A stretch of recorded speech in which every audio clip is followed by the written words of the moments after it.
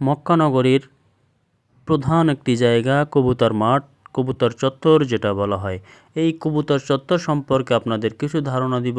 আমার হাজী সাহেব ঢাকা নারায়ণগঞ্জ রূপগঞ্জের ফয়সাল পাবইবাড়ি দেখছেন কবুতর মাঠে কিন্তু বিচরণ করছে, আমিও রয়েছি।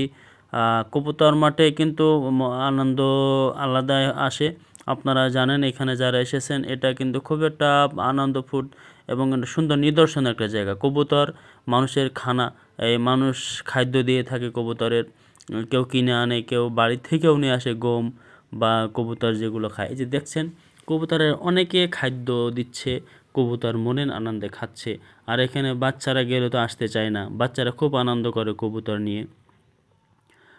কাবা চত্বরে মক্কা টাওয়ারের পাশেই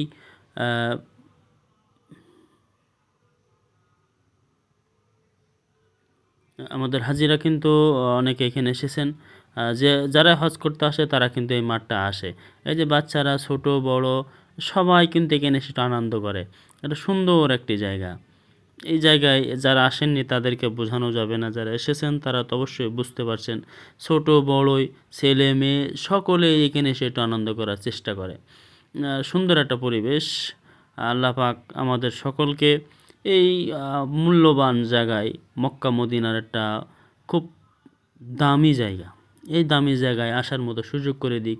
এই যে এমন একটা জায়গায় কার না মনে চায় আসতে। আল্লাহ পাক আমাদের সকলকে জীবনে একবার হলেও হজ করার তৌফিক দিন, আমিন।